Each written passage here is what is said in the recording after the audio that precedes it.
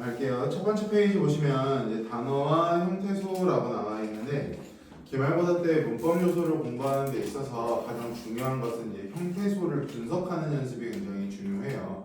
그래서 형태소만 딱 보는 것보다 단어랑 형태소의 기본 개념을 알고 있어야 문법 요소에 나오는 형태소 분석이라고 하는 부분이 여러분들한테 체감상 굉장히 쉽게 이해가 될 거라서 기본 개념들만 잡아가면서 살펴보도록 할게요. 교과서 보시면 일단 단어라고 나와 있는데 단어 동그라미 쳐보면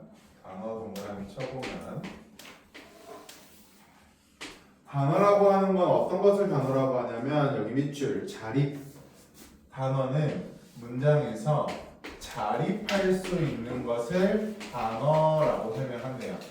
문장에서 자립할 수 있는 것. 그럼 여기서 자립이라고 하는 글자는 쉽게 설명하면 어떻게 볼 수 있냐면 같은 말 자립이라고 하는 글자는 홀로 쓰일 수 있다라고 알고 계시면 좋아요. 자립이라고 하는 글자의 의미는 같은 말 홀로 쓰일 수 있다. 혹은 자립할 수 있는 말에 붙어서 밑줄 쉽게 분리. 쉽게 분리한다라고 하는 건 말 그대로 나누다라고 봐주시면 됩니다. 쉽게 나눌 수 있는 말인데 다만 예외적으로 조사 동그라미 쳐볼까요? 단어의 개념을 공부할 때 항상 선생님들이 예의주시하는 부분들이 예외적인 부분에 예의주시하시는데 그 중에서 조사라고 하는 녀석과 관련한 메시지가 담겨져 있으니까 잠깐 볼게요. 다만 예외적으로 조사는 1번 밑줄 자립할 수 없다. 조사라고 하는 녀석은 자립을 할 수가 없대요. 그러면 상식적으로 단어라고 하는 녀석은 자립할 수 있어야 된다라고 했는데 조사라는 녀석은 자립할 수 없다라고 하는 것이 조사는 단어라고 볼 수가 없겠네 라고 생각할 수가 있을 거야. 그런데 2번 밑줄 단어로 인정.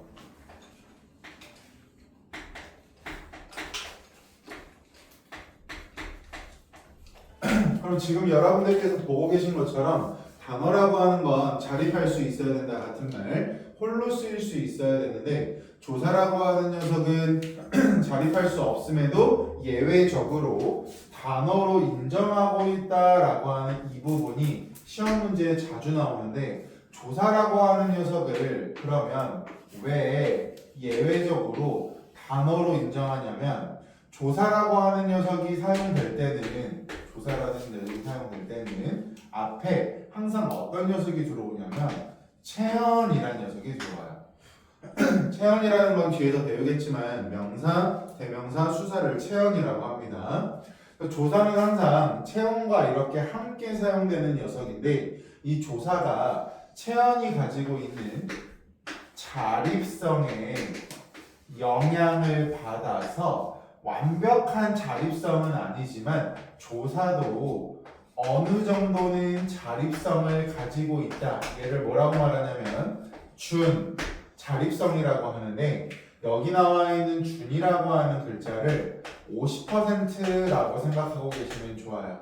즉 조사가 체언의 영향을 받아서 50% 정도의 자립성을 가지고 있기 때문에 조사는 단어로 인정한다 라고 생각해 주시면 조사가 왜 단어로 인정되는지에 대해서 이해하는 건 어렵지 않을 거고 조사라고 하는 녀석은 자립할 수가 없기 때문에 항상 체언이라는 녀석과 띄어쓰기 하지 않고요 붙여쓰기를 합니다. 그래서 조사는 체언과 붙여쓰기 하고 있다까지 알고 계시면 뒤에 가서 우리가 오늘 조사를 굉장히 많이 볼 거예요. 격조사, 보조사 이런 것들을 굉장히 많이 볼 때 조사를 구분하는 것도 연습을 해야 되니까 이 정도의 개념에 대해서는 알고 계시면 좋을 것 같고 그 아래 보시면 형태소입니다.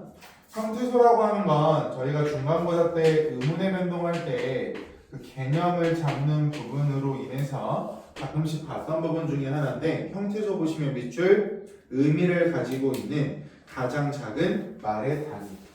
형태소라고 하는 것은 의미를 가지고 있는 가장 작은 그 말의 단위를 같은 말로 소리의 단위라고 해도 상관없으니까 말의 단위라고 하는 글자와 소리의 단위라는 글자가 동일하다라고 알고 계시면 좋을 것 같습니다.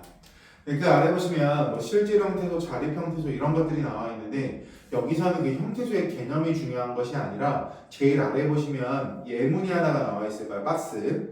동생은 어제 그 이야기책을 읽었다라고 나와 있죠. 이렇게 우리가 앞으로 문장이 나오면 무엇을 연습할 거냐면 형태소를 구분하는 연습을 할 건데요. 여러분들이 기말고사 때 배우게 될 문법 요소와 직접적 연관성을 가지고 있는 부분은 형광펜으로 밑줄 쳐볼게요.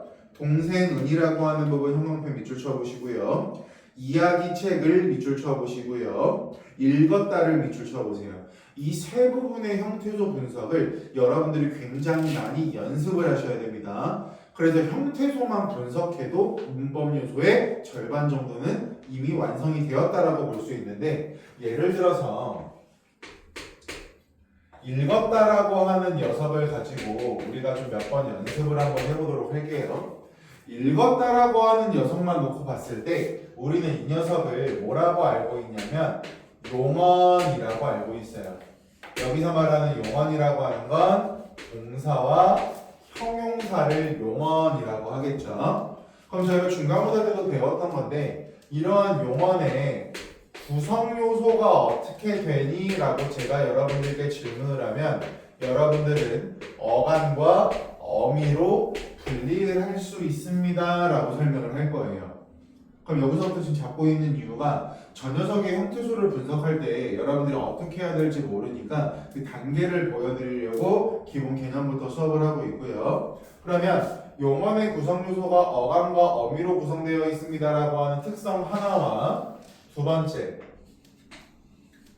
용언이라고 하는 녀석은 형태가 계속 변화할 수 있는 녀석입니다. 이런 걸 뒤에 가면 뭐라고 배울 거냐면 가변어라고 배울 거고 뒤에 가면 활용이라고 배울 텐데 예를 들어서 이런 것들이죠. 먹다라고 하는 녀석이 있으면 먹고 먹어서 먹으니 이런 식으로 계속 형태가 달라질 수가 있을 거예요.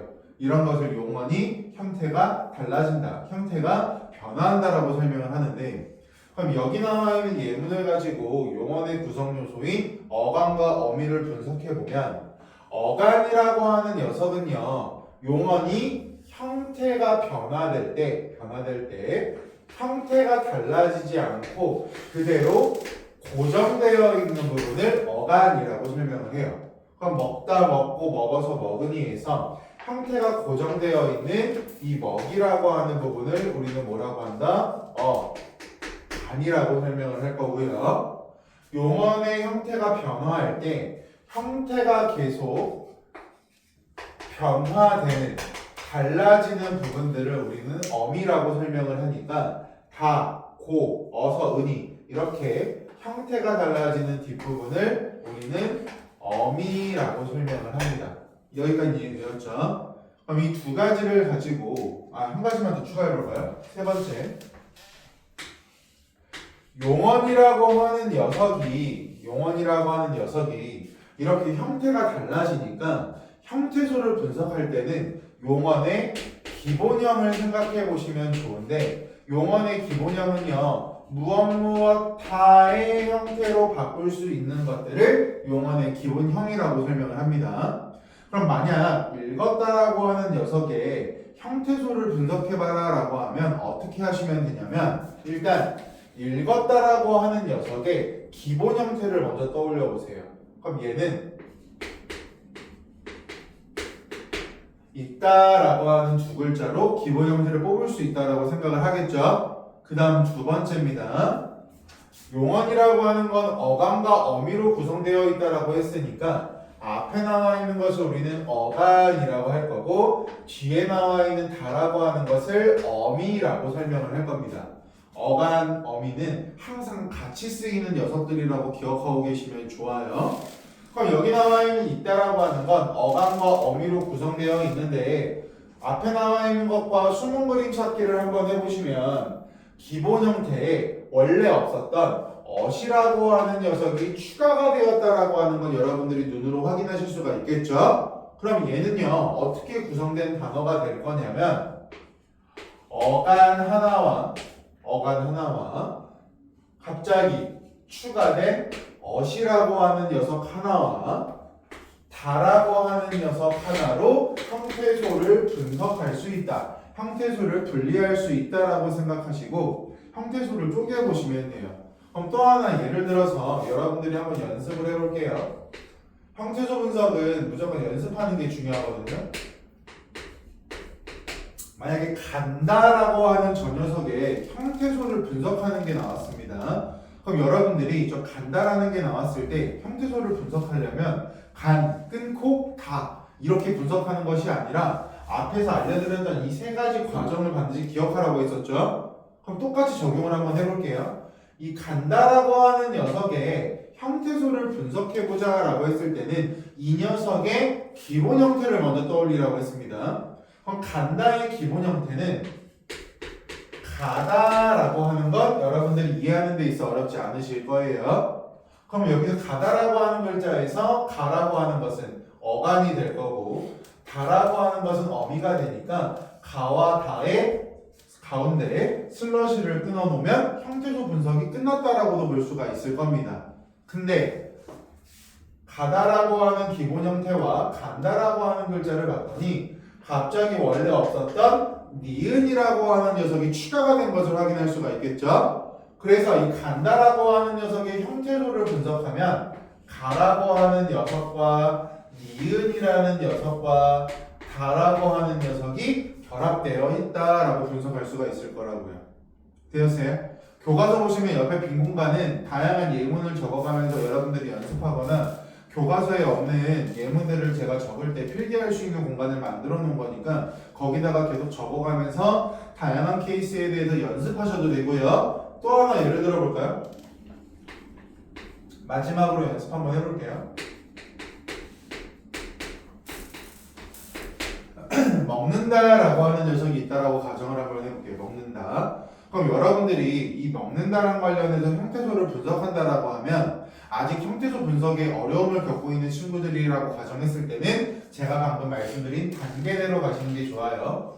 먹는다라고 하는 건 기본 형태가 먹다가 될 테니까 먹이라고 하는 글자와 다라는 글자가 결합되어 있다라고 하는 이 형태소 분석은 어렵지 않겠죠?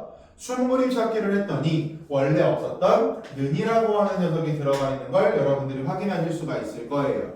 그럼 이 먹는다의 형태소의 분석을 해보면 어떻게 분석할 수 있냐면 먹 끊고 는 끊고 다라고 설명할 수가 있으니까 형태소 분석할 때는 기본 형태 떠올리고 숨은 그림 찾기 한 다음에 끊어 놓으시는 게 여러분들에게 가장 편한 과정이 될 겁니다. 그럼 마지막으로 또 하나 볼까요?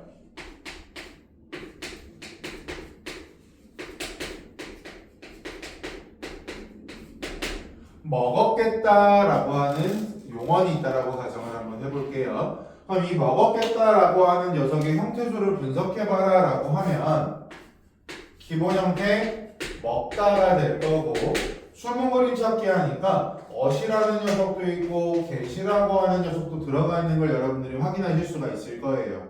아직 저희가 어미에 대해서 구체적으로 배우지 않았기 때문에 어시라고 하는 녀석과 get이라는 녀석에 대해서는 헷갈릴 수 있지만 어시라고 하는 녀석과 get이라고 하는 녀석은 따로따로 추가가 된 거여서 여기 나와 있는 녀석을 형태소를 분석하면 먹, get, 다 이런 식으로 총 4가지의 형태소로 분석하는 게 형태소 분석하는 데 있어서 가장 천천히 꼼꼼하게 하는 방법이니까 다양한 형태소 분석 방법에 대해서 여러분들이 인지하고 계시면 좋을 것 같습니다. 그래서 여기서는 이 형태소 분석하는 게 굉장히 중요해서 다양한 예시를 갖고 여러분들께 보여드렸으니까 여러분들이 반드시 다양한 형태소 분석을 해보시면 좋을 것 같고요. 한 장 넘어가서 문법 요소랑 관련된 것만 크게 가져갈 겁니다. 그리고 문법 요소에서 반드시 여러분들이 알아야 되는 것들은 다양한 예문을 가지고 굉장히 많이 연습을 할 거니까 이 부분을 계속 기억하고 계시면 좋고요. 한 장 넘어가면 우리가 중학교 때 배웠던 뭐가 나오냐면 품사라고 하는 녀석이 나와요.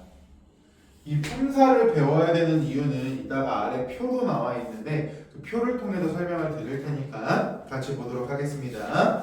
품사라고 하는 것은 단어를 단어 동그라미 쳐보시면 품사라고 하는 것은 단어를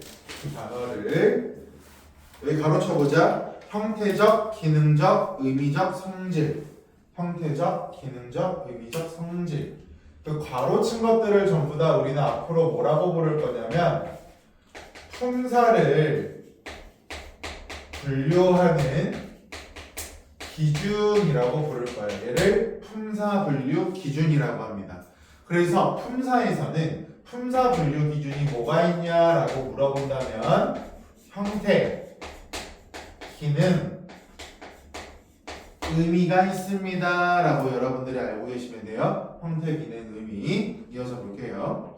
형태적, 기능적, 의미적 성질의 공통성에 따라 공통성가로 품사 분류 기준을 세워놓고 형태라고 가정했을 때는 형태랑 관련된 공통성에 따라 기능이라고 가정하면 기능적 성질에 따른 공통성에 따라서 밑줄 갈래를 나누어 놓은 것. 여기서 갈래를 나누어 놓았다라고 하는 건 같은 말 갈래별로 묶어 놓았다, 갈래별로 분류해 놓았다라고 해도 같은 말이니까 나누었다라고 했을 때 분류하다라는 말과 헷갈리는 친구들은 나란히 적어놓고 같은 뜻이라고 알고 계시면 좋을 것 같아요. 그래서 이러한 품사를 어떻게 나눌 수가 있냐면 오른쪽 설명 볼게요. 국어의 품사에는 명사, 대명사, 수사, 동사, 형용사, 관형사, 부사, 조사, 감탄사에 9가지 가로쳐 보시면 국어의 품사는 뭐라고 설명하냐면 구품사라고 설명을 합니다. 이 구품사라고 하는 걸 강조하는 이유가 뭐냐면 영어는 팔품사죠. 근데 여러분들이 영어 공부를 많이 하다 보니까 항상 품사 파트에 들어오면 영어의 품사랑 헷갈리는 경우가 많아요. 그래서 국어의 품사에 대한 개념도 여러분들이 정확히 잡고 계셔야 영어와 혼동이 돼서 오답이 발생하지 않으니까 꼼꼼하게 알고 계셔야 되고요. 특징을 하나 알려드리면 이따가 문장 성분이라는 걸 배울 때 품사랑 구분하는 연습을 할 텐데 구분하는 데 있어서 가장 먼저 여러분들이 쉽게 가져갈 수 있는 건 품사는 전부 다 사로 끝납니다. 품사는 전부 다 사로 끝나요. 문장 성분은 전부 다 어로 끝나고요. 그래서 품사와 문장 성분을 구분하는 문제가 나왔을 때 뭐 예를 들어서 관형사라고 말해야 되는데 관형어라고 잘못 말하거나 관형어라고 말해야 되는데 관형사라고 말하면 학교 정답이 흔들릴 수가 있으니까 해당 부분 기억하시고 아래 형태, 기능, 의미에 대해서 먼저 볼게요. 형태라고 하는 것은 거기 설명 보자 박스 밑줄 형태 변화 여부 형태에 따라서 단어들을 나눈다라고 하는 건 단어들이 형태가 변화하는가에 따라 분류하는 것을 형태라고 한답니다. 만약 형태가 변하는 것을 뭐라고 하냐면 가변어라고 나와 있는데 얘들아 거기서 가변어라고 하는 글자는 어떻게 이해하시면 되냐면 가라고 하는 글자 아래다가 능이라고 적어놓으시면 좋고요. 변이라고 하는 글자 아래다가 화라고 적어놓으시면 좋고요. 어라고 하는 글자 위에다가는 단이라고 적어놓으시면 좋아요. 즉 변화가 가능한 단어를 가변어라고 설명합니다. 변화가 가능한 단어를 가변어라고 하고요. 반면에 불변어라고 나와 있는데 불변어는 어떤 것을 말하냐면 여기 불이라고 하는 글자 있죠. 이 불이라고 하는 글자 아래다가 가능이라고 적어보시면 나머지 글자는 가변어랑 똑같은 뜻입니다. 변화가 불가능한 단어 얘를 불변어라고 설명을 해요. 그래서 형태 변화가 가능하면 가변어, 형태 변화가 불가능하면 불변어라고 한다.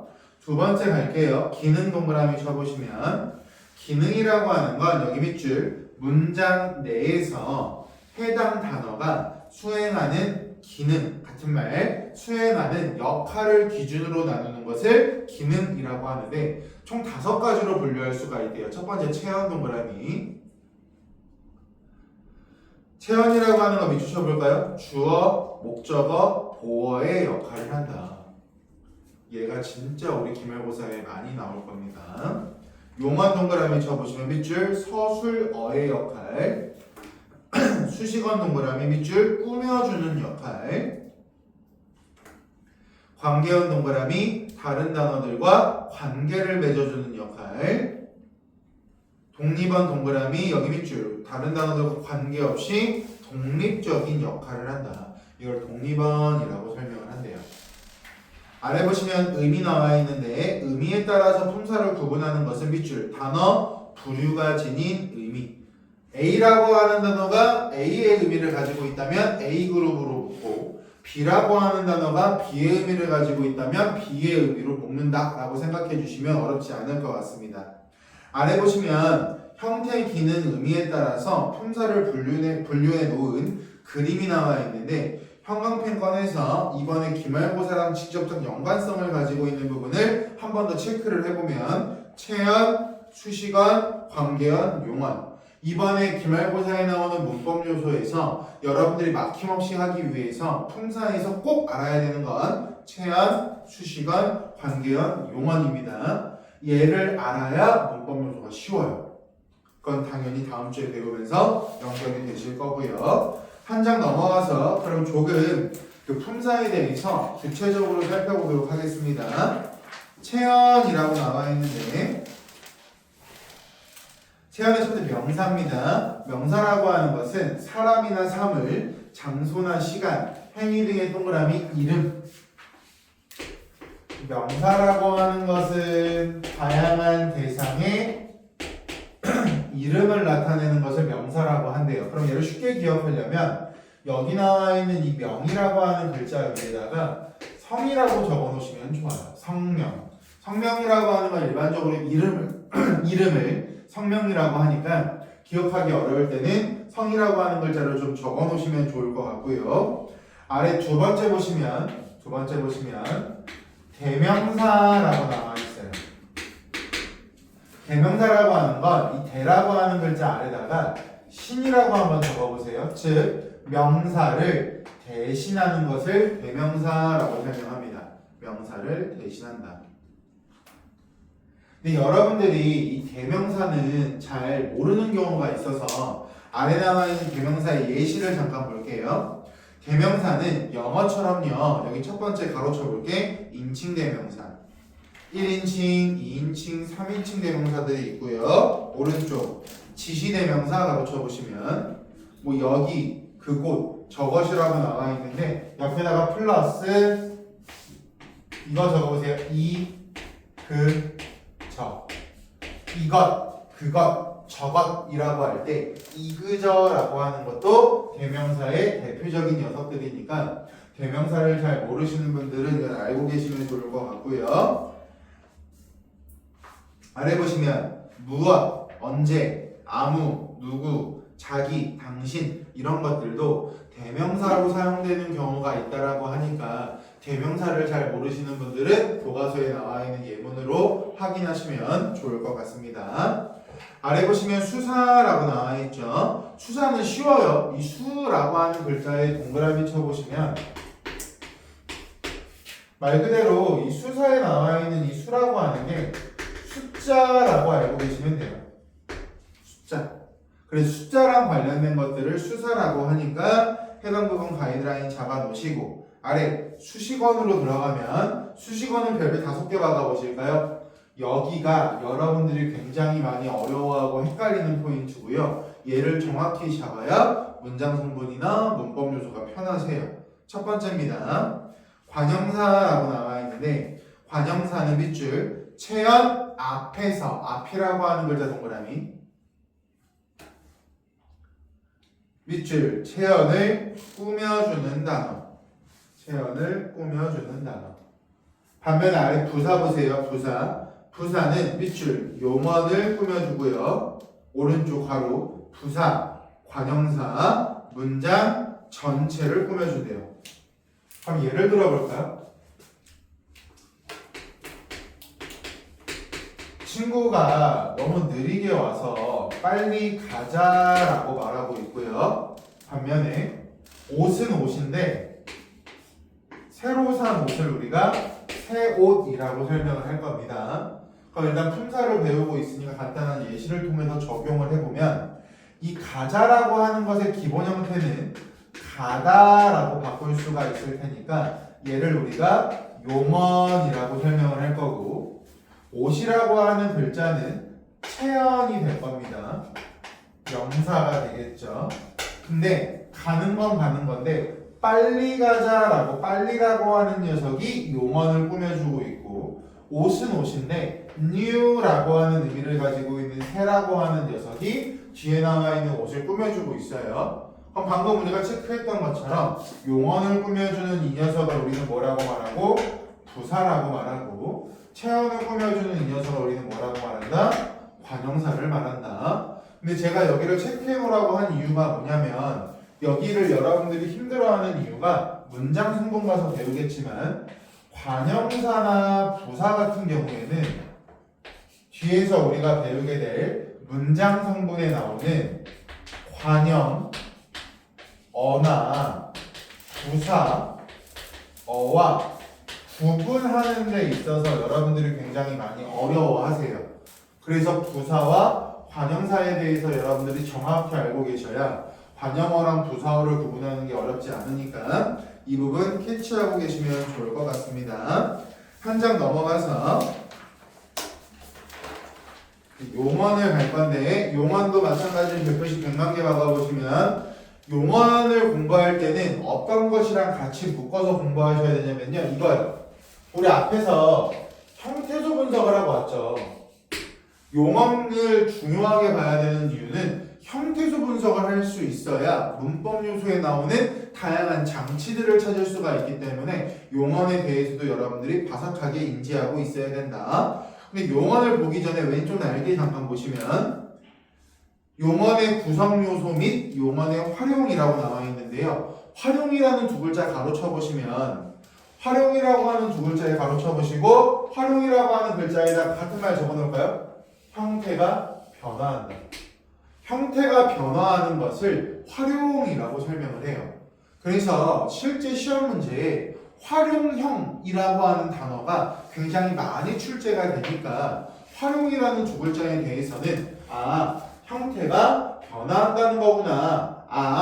가변화라고 하는 것이구나 라고 여러분들이 인지하고 계셔야 헷갈림이 덜 하실 겁니다. 아래 설명 좀 잠깐 볼게요. 용어는 용언 동그라미 밑줄 어간과 어미. 어간과 어미. 아까 잠깐 말씀드렸죠? 어간과 어미는 늘 함께 사용되어야 합니다. 그러니까 이게 무슨 말이냐면 예를 들어서 어간이라고 하는 녀석이 혼자서 단독적으로 사용될 수 없고요. 어간이라고 하는 녀석은 항상 뒤에 어미라고 하는 녀석이 와야만 사용될 수 있다. 이거 하나 정확히 알고 계세요. 어간이라는 녀석은 단독으로 사용할 수가 없고요. 어간 뒤에는 반드시 어미가 와야 된다. 조사가 아니라 어미가 와야 된다라고 하는 부분 정확히 잡아보셔야 뒤에 가면 헷갈리지 않으실 겁니다. 어간과 어미로 이루어져 있으면 2번 활용할 때 어미의 형태가 변한다. 아까 우리가 봤죠? 형태가 변화할 때 어간은 고정되어 있지만 어미의 형태가 변한다. 3번 용언을 어간 플러스 다의 형태의 기본형. 형태소 분석할 때 용언의 기본형을 떠올리는 게 굉장히 중요하다라고 말씀을 드렸었잖아요. 그렇기 때문에 이 세 가지에 대해서 용언의 틀을 잡아 놓으시고 다시 박스로 들어가서 볼게요. 동사라고 하는 것은 사람이나 사물 따위의 밑줄, 동작이나 작용. 거기 앞에다가 플러스 과정 또는 움직임이라고 적어보실까요? 동사라고 하는 녀석은 동작, 작용도 맞고요. 과정과 움직임도 맞습니다. 추가해 놓으시고 형용사 볼게요. 형용사라고 하는 녀석은 거기 뒤에 밑줄 성질이나 상태, 성질이나 상태. 그럼 예를 들어서 잘 봐.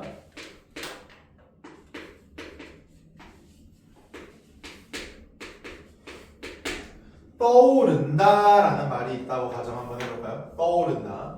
그럼 떠오른다라고 하는 게 동사인지 형용사인지를 구분하는 것부터가 이제 시간 표현이라고 하는 걸 배울 때 굉장히 중요하게 작용되는 부분 중에 하나인데, 떠오른다라고 하는 것은요, 달이나 해가 올라가는 과정이나 움직임을 나타낼 테니까 이런 것을 동사라고 할 거고, 여기 나와 있는 녀석이 어떻게 이루어진 녀석인지를 형태소를 분석하는 게 시제 표현이라는 부분에서 출제가 되는 문제예요. 그러면 이 떠오른다라고 하는 녀석을 앞에서 배운 것처럼 형태소를 분석해 본다고 가정한다면 떠오른다의 기본 형태는 뭐죠? 떠오르다가 기본 형태가 될 겁니다. 되셨어요? 그럼 기본 형태를 찾았을 때 어간과 어미를 구분해야 된다라고 했는데요. 만약 선생님 어디까지가 어간이고 어디까지가 어미인지를 저는 잘 모르겠습니다라고 하는 친구는 이렇게 하시면 돼요. 이 다라고 하는 자리에다가 고라고 하는 단어를 집어넣어서 말을 한번 해보세요. 그럼 떠오르다라고 읽힐 거고요. 그 다음에 우리는 무슨 고라고 읽어요? 떠오르고라고 읽겠죠. 그럼 여러분들이 보고 계신 이 두 가지 예문을 바탕으로 봤을 때 형태가 변하지 않는 떠오르라고 하는 부분은 우리가 뭐라고 할 거고, 간이라고 할 거고, 뒤에 나와 있는 다와 고를 뭐라고 한다? 미라고 설명을 할 거니까 형태소 분석을 했을 때 슬러시는 여기에 이렇게 들어간다라고 하는 것도 어렵지 않으실 거예요. 근데요, 숨그림 찾기 하셔야죠. 우리가 보고 있는 건 떠오르다가 아니라 떠오른다죠. 그럼 떠오르다라고 하는 글자에서는 이 니은이라고 하는 녀석이 추가가 되어 있으니까 떠오른다의 형태소를 분석해 보세요 라고 하면 우리는 떠오르 니은 다 라고 구성되어 있습니다 라고 형태소를 분석해야 된다고 했어요. 아직 저희가 배우지 않았지만 얘를 왜 자꾸 연습을 시키냐면 여기 나와 있는 이 니은이 현재를 만드는 현재 시제 선어 발음이다 라고 뒤에서 배울 거야. 그럼 여기서 현재를 나타내는 장치가 쓰였으니까 여기 떠오르다라고 하는 서술어는 현재를 나타냅니다 라고 결론을 내리기 위해서는요, 형태소 분석부터 시작하셔야 된다고요. 되셨어요?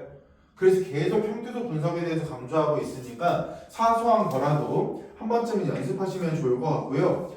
선생님, 저는 동사랑 형용사 구분을 못합니다 라고 하는 친구들을 위해서 아래 구별 방법 별표 5개 박아보시면 이 구별 방법을 가지고 형태소, 형용사랑 동사랑 구분하는 것도 연습을 하셔야 됩니다. 이 연습을 못하면요, 시제 표현을 못해요. 계속 강조하고 있습니다. 시제 표현에 동사, 형용사 구분하는 게 굉장히 중요하니까 동사, 형용사 구분을 못하시는 분들은 지금 끝내셔야 됩니다. 근데 총 4가지 구별 방법을 제가 넣어놨는데 여기서 가장 쉬운 거를 해보면 점이 총 4개 나와 있죠? 일단 세 번째 거부터 갈게요. 밑줄. 형용사는 원칙적으로 명령형이나 청유형으로 쓰이지 않는다.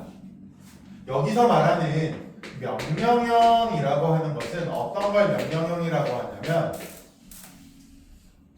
뭐뭐해라 라고 끝나는 걸 명령형이라고 하고요. 청유형이라고 하는 것은 어떤 것을 청유형이라고 하냐면 뭐뭐하자라고 끝나는 것을 청유형이라고 설명을 합니다. 그럼 예를 들어서 가장 쉬운 걸로 갈게요. 배고프다라고 하는 용언이 있고요. 가다라고 하는 용언이 있대요. 그럼 우리가 상식적으로 생각해 봤을 때 가다라고 하는 건 움직임이 드러나고 동작이 나올 테니까 가다라고 하는 건 동사라는 건 어렵지 않을 거고, 배고프다라고 하는 건 움직이지 않죠. 배고프다라고 하는 건 배고픈 상태를 말할 테니까 얘가 형용사라고 하는 것도 어렵지 않을 거예요. 근데 얘를 가지고 적용을 한번 해볼게요. 우리는 일상생활에서 야 우리 가자, 야 너 좀 가라 라고 청유문이나 명령형을 만들 수가 있는 것은 동사가 될 거고요. 뭐 스스로에게 또는 옆에 있는 친구에게 너 배고파라 라고 표현하면 어색하거나 말이 되지 않겠죠. 그래서 형용사는 명령형이나 청유형을 만들 수 없다라고 하는 점을 기억하면 동사랑 형용사를 구분하는 건 어렵지 않으실 거고, 그 다음 두 번째로 쉬운 거 가겠습니다. 첫 번째로 올라가 볼까요? 첫 번째로 올라가서 동사 동그라미, 동사 어간에는 밑줄 현재 시제 선어 말음이 니은이나 는이 붙을 수 있지만 슬러시로 끊어보시고요. 형용사 어간에는 형용사 동그라미 밑줄 붙지 않는다. 붙지 않는다. 그럼 거기서 여러분들이 처음 보는 개념이 하나가 나왔습니다. 선, 어말, 어미라고 하는 녀석을 오늘 수업에서 처음 봤는데 가겠습니다. 쉽게 풀어드릴게요. 선이라고 하는 글자는요, 먼저라는 뜻입니다. 먼저. 어말어미라고 하는 것은 같은 말로 이렇게 기억하세요. 종결어미. 그럼 얘들아, 선어말어미라고 하는 것은 말 그대로 종결어미보다 먼저 오는 것을 선어말어미라고 할 거야. 됐죠? 종결어미보다 먼저 온다. 그러면 상식적으로 생각해 볼까요? 선어말어미 뒤에는 당연히 어말어미 같은 말 종결어미가 올 거고, 여기까지 무슨 말씀인지 이해되셨죠? 종결어미보다 먼저 와야 되니까. 그리고 어말어미, 선어말어미 앞에는 항상 뭐가 오냐면, 아까 제가 뭐라고 했어요? 어간과 어미는 단독으로 쓰일 수 없고 항상 함께 와야 된다라고 했었죠. 그죠? 따라서 선어말어미 앞에는 뭐가 오냐면 항상 어간이 올 겁니다. 그래서 선어말어미의 구조는 어간과 어말어미 사이에 들어가 있는 것들을 선어말어미라고 설명한다. 되셨어요? 그럼 예를 들어 볼게요. 잘 보세요.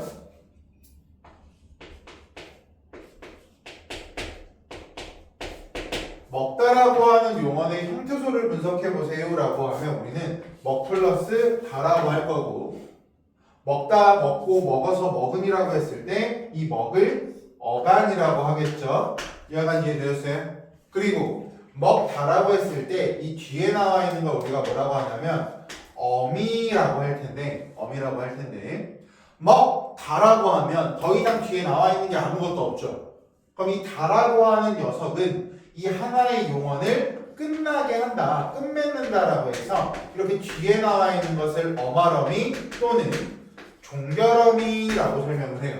먹다, 마지막에 나와 있는 이 어미를 종결어미라고 한다. 그럼 똑같이 떠오른다라고 했을 때 떠오르가 어간이고 다라고 하는 녀석이 어미라고 했으니까 이 다와 같은 어미를 우리가 뭐라고 한다? 어말어미라고 할 거라고. 항상 마지막에 나와 있는 게 어말어미라고 봐주시면 됩니다. 근데 만약에 이 먹다라고 하는 녀석이 먹는 다라고 형태가 바뀌었다고 가정을 한번 해볼게요. 그럼 먹는다라고 형태가 바뀌었을 때 형태소를 구분하면 이렇게 세 부분으로 나뉘는 건 이제 앞에서 연습했으니까 무슨 말인지 아시겠죠? 그럼 당연히 앞에 나와 있는 먹이라고 하는 녀석은 어간이 될 거고, 이 다라고 하는 녀석이 마지막에 나와 있으니까 어말어미라고 할 수가 있을 거야. 되었어요?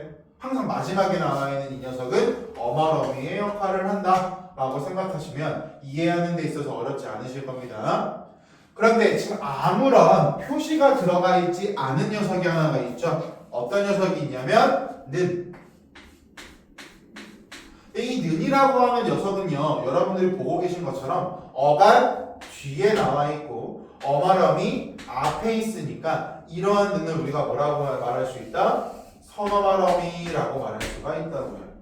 그래서 이 선어말어미에 대한 개념이 헷갈리시면 제가 지금 한서하면서 설명드린 이 부분에 대해서 옆에 빈 공간에다가 적어놓고 얘만 정확히 알고 있어도 선어말어미가 무엇인지에 대해서 이해하는 것은 어렵지 않으실 것으로 판단이 됩니다. 그래 동사에서는요 선어말어미 는이나 니은이 붙을 수 있는데 우리 이런 거 있죠. 형용사에다가 한번 예를 들어 볼게요. 이 배고프다라고 하는 것을 가지고 야 나 배고파라고 말하지 현재를 나타내기 위해서 나 배고픈다 라고 표현하지 않고요. 뭐 여자친구나 여사친이 굉장히 이쁠 때 너 참 예쁘다 라고 표현을 하지 너 참 예쁜다 라고 말하지 않으니까 현재 시제를 나타내는 는이나 니은은 동사에만 결합할 수 있고 형용사에는 결합할 수 없다 라고 하는 이 포인트까지 가져가시면 동사랑 형용사를 구분하는 건 어렵지 않으실 것으로 판단됩니다. 아래 보시면 관계형 조사 나와 있는데 관계형 별표수 100만 개 받으시고요. 얘는 높임 표현이랑 직접적 연관성을 가지고 있어요. 높임 표현 그리고 피동 표현. 그래서 이 관계형만 정확히 알고 있어도 높임 표현이나 피동 표현이 쉬울 수 있으니까 이 부분은 예의주시하시면서 보셔야 되고요. 가겠습니다. 조사. 단어들의 문법적 관계를 나타내는 역할을 하는 것을 조사라고 하는데 1번 형태가 변하지 않는다. 그럼 형태가 변하지 않는다라고 하는 것을 우리는 불변어라고 하죠. 2번 홀로 쓰일 수 없고 반드시 다른 말에 붙어 쓰인다. 아까 앞에서 말했던 거. 조사라고 하는 것은 자립성이 없다라고 했죠. 이 자립성이 없다라는 걸 같은 말로 조사는 의존성이 굉장히 강하다라고 생각하셔도 됩니다. 조사는 의존성이 강하다. 반드시 다른 말. 여기서 말하는 다른 말의 대표적인 것은 체언이 있겠죠. 체언에 붙여서 사용이 된다. 아래 보시면 조사의 종류가 크게 세 가지가 나와 있어요. 격조사, 보조사, 접속조사. 가장 쉬운 게 일단 접속조사거든요. 접속조사는 두 단어나 구를 같은 자격으로 이어준다라고 나와 있는데 왼쪽 날개에 접속조사의 종류 보세요. 접속조사 종류. 접속조사의 종류를 보시면 뭐 와, 과, 하고, 랑 이런 것들이 있으니까 접속조사는 굉장히 우리가 쉽게 이해할 수가 있을 거예요. 보조사 볼게요. 보조사라고 하는 건 체언이나 부사나 심지어 어미 뒤에도 조사가 결합할 수 있대요. 어미 등에 붙어서 밑줄 특별한 의미를 더해준다. 그럼 보조사가 특별한 의미를 더해준다라고 했을 때 무슨 의미인지를 모르겠으면 왼쪽 날개 보세요. 보조사의 종류.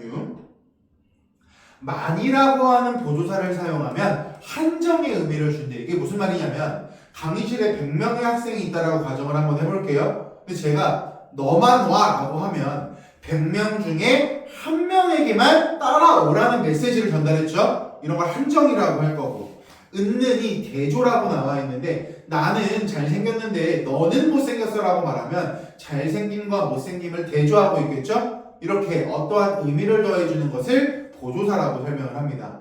여기서 가장 중요한 게 뭐냐면 격조사인데요. 격조사라고 하는 세 글자가 우리 문법 요소에서 굉장히 자주 나올 겁니다. 보조사도 당연히 자주 나오고요. 이 격조사를 지금부터 우리가 어떻게 할 거냐면 이 격이라고 하는 글자 있죠? 이 격이라고 하는 글자 위에다가 자라고 적어 놓으시면 좋을 것 같고요. 이 사이에 무엇을 부여하는 이라고 기억하고 계시면 좋아요. 그럼 격조사는요, 자격을 부여해주는 조사를 격조사라고 설명을 합니다. 근데 얘를 어떻게 기억하면 되냐면 예를 들어서 이런 겁니다. 우리 영어 공부할 때 뭐 주어, 목적어, 보어 이런 말들을 굉장히 많이 했으니까 이렇게 생각하시면 돼요. 주격조사가 뭐야? 라고 물어본다면 이 주라고 하는 글자는 당연히 뒤에 어라는 글자를 붙여서 주어에 자격을 부여하는 조사를 주격조사라고 합니다 라고 기억하시면 돼요. 그럼 똑같은 루틴으로 가볼까요? 만약에 목적격 조사라고 하는 단어가 나왔어요. 그럼 목적격 조사가 뭐야 라고 말한다면 일단 우리는 격조사라고 하는 세 글자를 어떻게 해석하자라고는 약속을 했으니까 상식적으로 생각했을 때 앞에 나와 있는 이 목적이라고 하는 두 글자를 어떻게 해석하면 된다? 목적어라고 해석하시면 목적어에 자격을 부여하는 조사다가 될 거고요. 마지막으로 하나만 더 해보시면 복격조사라고 한다면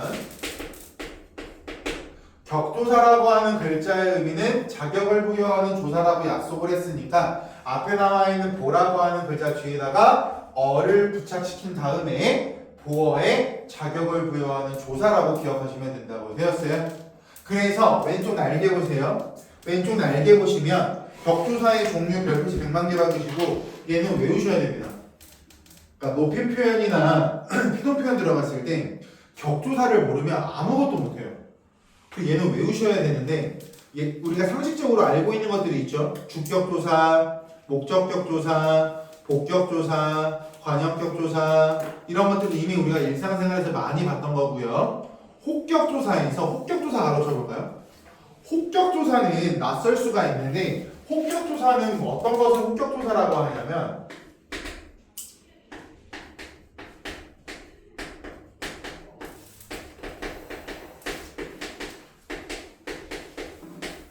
누군가를 부르는 자격을 부여해주는 것을 혹격조사라고 해요.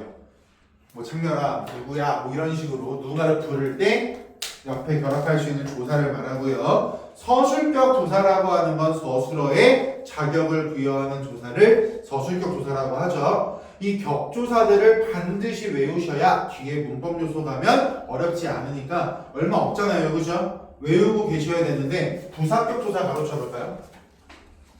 부사격 조사는요, 옆에다가 적어 놓으세요. 종류가 굉장히 많다. 우리 교과서에 기재되어 있는 것뿐만 아니라 부사격 조사는요, 종류가 굉장히 많아요. 그래서 저는 어떻게 말씀을 드리냐면 일반적으로 주격조사, 목적격조사, 복격조사, 관형격조사, 혹격조사, 서술격조사만 외우고 나머지는 부사격조사야 라고 생각하는 게 여러분들이 공부하는 데 있어서 편하십니다. 그래서 제가 방금 말씀드린 주, 목, 보, 관, 호, 서 이 7가지 격조사는 정확히 외우시되 나머지는 부사격조사야라고 생각하는 게 학습에 도움이 되실 테니까 반드시 기억하시고 아래 보시면 독립원이라고 박스 볼게요. 독립원은 간단합니다. 다른 문장 성분들과 문법적 관계를 맺지 않고 밑줄 독립성. 엄마 나 독립할 거야 라고 하는 건 결국에 어머니 품을 떠나서 혼자 살겠다라고 하는 거니까 관계를 끊고 뭐 예를 들어서 감탄사가 있다. 다른 말들과 떨어져서 혼자 쓰일 수 있는 것을 감탄사라고 한대요. 그래서 거기 나와 있는 예시를 보시면 감탄사랑 관련된 예시는 어렵지 않을 테니까 확인하시고요. 한 장 넘어가면 여기는 수업을 안 할 건데 품사통용이라고 나와 있죠? 품사통용 맨 위에 검정색깔 박스 칸에다가 적어놔. 학교에서 수업하면 수업 예정이라고 적어놓으시면 우리 시험 범위에 품사통용이 들어가는 건 2학기 때 들어가요. 근데 학교 선생님이 갑자기 뭐 프린트나 별도로 수업을 하시면서 품사통용에 대해 수업을 하면 1학기 때도 출제가 될 수 있기 때문에 얘는 지금 당장 수업하지 않을 거고 학교 선생님께서 수업하면 할 거니까 학교에서 수업을 해주면 저한테 반드시 와서 말씀을 해주시면 좋을 것 같습니다. 여기까지가 단어와 품사 수업이었습니다.